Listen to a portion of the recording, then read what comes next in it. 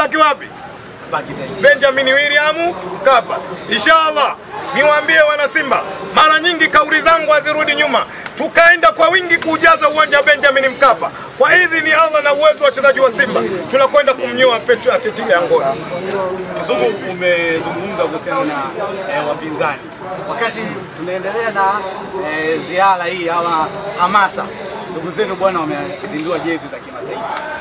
Bila shaka wewe ni mtu wa mpira, umeziona. Maneno machache kuhusiana na uzi mpya wa mpinzani. Swali zuri na lepesi sana kujibika. Lakini kuna yamini wana Simba tumelishana pindi nilipofika kipindi kama hiki. Tunapenda kuzungumzia jambo moja, jambo la kwetu kuelekea katika mchezo wetu. Lakini kama nimeona vizuri au sikuona vizuri, kwa sababu kuna mawani, kuna vitu nimeviona mhudumu havitofautiani na mhudumu. Dada niletee soda. Dada niletee juisi. Umeviona ukoona?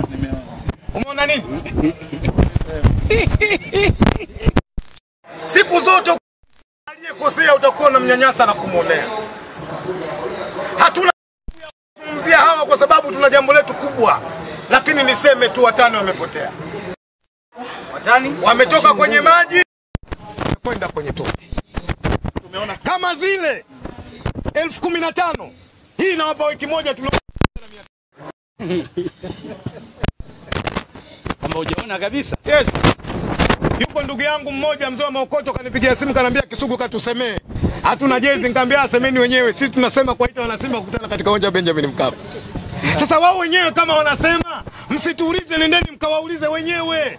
Sisi tuna jambo letu shehe, tuna jambo kubwa. Sisi tuna dhamana ya nchi katika swala la michezo. Na ndio maana leo unaona wanazingiziwa wamekutana hapa kwa wingi. Lugha moja tu. Kwenda Benjamin William Mkapa. Kwenda kuisupport timu. Walioleta vizubao vya kuuzia pombe tuachane nao. Umeona kama kuna jezi kuzubao imetengenezwa hivi. Mama ntilie. Ababai. Hiyo ya kwako hiyo. Sinasema mimi? Unajua ukiingia kwa mama ntilie viguo wanavyovaa vile? Niseme anawaambie wana Simba. Tuna kazi kubwa, tuna kazi ngumu. Kwenda kuitetea nafasi yetu. Haya mambo tunapoelezana tuelezane kwa ukweli, kila mwana Simba akili yake ikawa sawa sawa, twende tukaipambanie hii. Leo kwa klabu ya 5 kwa ubora katika bara la Afrika sio kazi ndogo. Ni klabu ya 3 ambayo imeandika historia katika bara la Afrika, ambaye kushiriki katika mashindano yanaandaliwa na shirikisho la soka barani Afrika, kucheza hatua ya robo finali mara 3, kucheza kwenye makundi mara 6 mfululizo ni Simba Sports.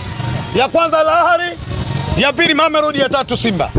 Twendeni tukapambane kuhakikisha kwamba standard yetu ya soka kwenye bara la Afrika inabaki kuwa pale pale. Leo hii Simba Sports ndio klabu yenye mashabiki bora kwenye bara la Afrika. Na mkitaka kuamini ubora huu, ndio klabu pekee yenye tunzo ambao tumetunzwa na shirikisho la soka barani Afrika kwa maana ya nini? CAF. Twendeni tukate hakikishe tunakuwa standard yetu.